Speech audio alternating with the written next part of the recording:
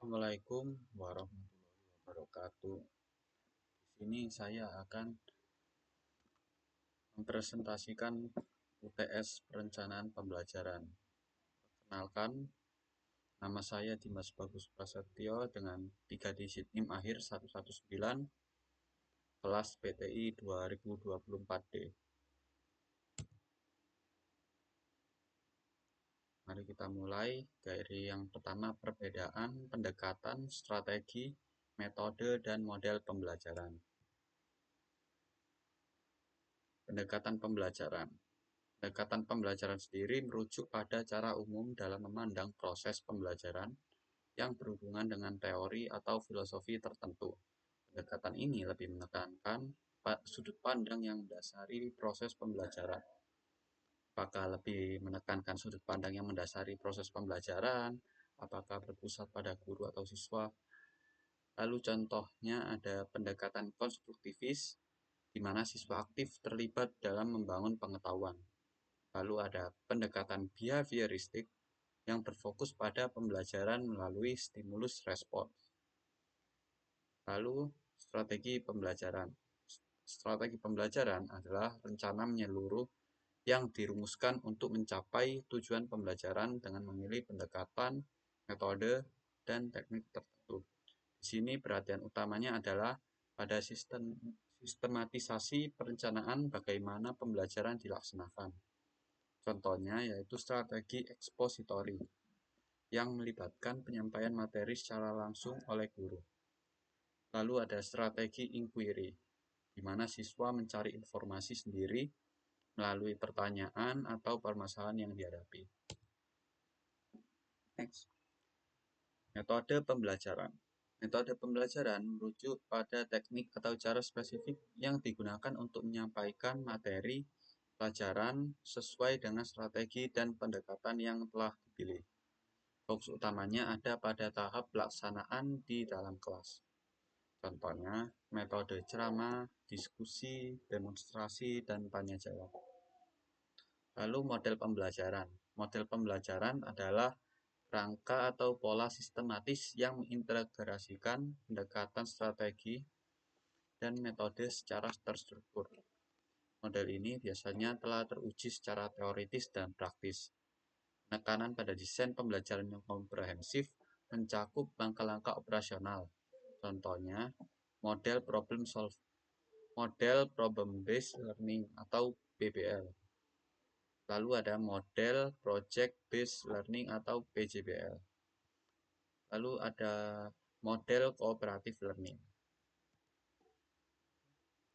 Jadi perbedaannya dari keempat tadi yaitu jika pendekatan lebih mengarah ke filosofi atau teori, sedangkan strategi merupakan rencana umum, model adalah pola sistematis, dan metode merupakan teknik implementasinya.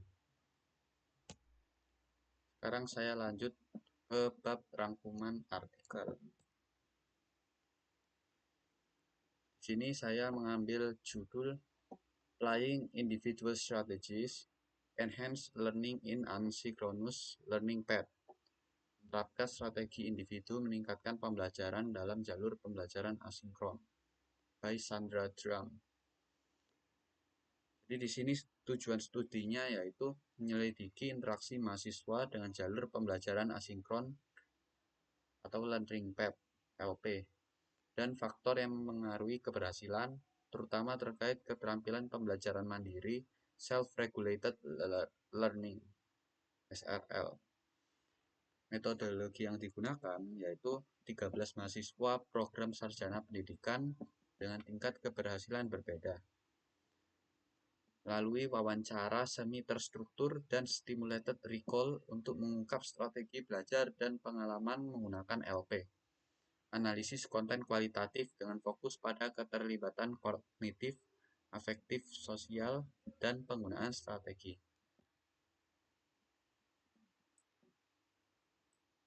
Lalu, yang pertama ada perbedaan antara mahasiswa berkinerja tinggi dan rendah. Berkinerja tinggi menggunakan strategi seperti pencatatan aktif, uji mandiri, ulang, dan perencanaan waktu. Lalu memanfaatkan struktur LP, menu pelajaran, tes mandiri untuk orientasi dan refleksi. Lalu melibatkan diri secara agentik, proaktif menyesuaikan strategi belajar. Lalu berkinerja rendah. Kesulitan navigasi dan manajemen waktu sering menunda. Lalu kurang menggunakan fitur interaktif, forum, tugas kolaboratif karena kecemasan atau kebingungan. Yang kedua, ada peran keterlibatan dan metakognisi. Keterlibatan kognitif didukung oleh struktur LP yang jelas, tugas aplikatif, dan fleksibilitas waktu. Lalu keterlibatan afektif sosial menurun karena kurangnya interaksi langsung, meski LP dianggap menarik oleh mahasiswa berkinerja tinggi. Lalu metakognisi, mahasiswa sukses merefleksikan proses belajar dan menyesuaikan strategi, sementara yang lain tidak. Lalu yang ketiga ada faktor penentu keberhasilan. Engagement, yaitu kemampuan mahasiswa mengontrol proses belajar, misal menetapkan jadwal atau memilih media. Ini ada struktur LP, transparansi tujuan, navigasi intuitif, dan variasi media, teks, video, tugas, meningkatkan keterlibatan. Lalu yang terakhir ada umpan balik atau feedback, tes mandiri, dan komentar tutor memotivasi mahasiswa berkinerja tinggi. Berikutnya, implikasi untuk desain LP. Yang pertama, fleksibilitas dengan struktur jelas. Menyediakan opsi belajar, misal video plus transkrip, tapi dengan panduan langkah demi langkah. Yang kedua, dukungan kolaborasi terpandu, yaitu tugas kolaboratif perlu dimoderasi dan diberi tujuan spesifik untuk mengurangi kecemasan. Lalu yang ketiga ada pelatihan strategi belajar, yaitu latih mahasiswa dalam perencanaan waktu, refleksi, dan penggunaan fitur LP. Berikutnya ada keterbatasan dan riset lanjutan. Bahkan sampel kecil dan data retrospektif mungkin tidak mewakili pengalaman real time. Kedua, perlu studi lebih lanjut tentang penyebab rendahnya penggunaan strategi pada mahasiswa berkinerja rendah dan optimalisasi desain LP untuk heterogenitas peserta. Jadi kesimpulannya, keberhasilan dalam LP asinkron tergantung pada kemampuan mahasiswa menerapkan strategi individu, struktur LP yang intuitif, dan dukungan untuk keterlibatan proaktif. Desain LP yang inklusif harus memadukan fleksibilitas dengan panduan eksplisit untuk memenuhi kebutuhan beragam peserta. Sekian, terima kasih. Mungkin banyak salah-salah kata, mohon dimaafkan. Assalamualaikum warahmatullahi wabarakatuh.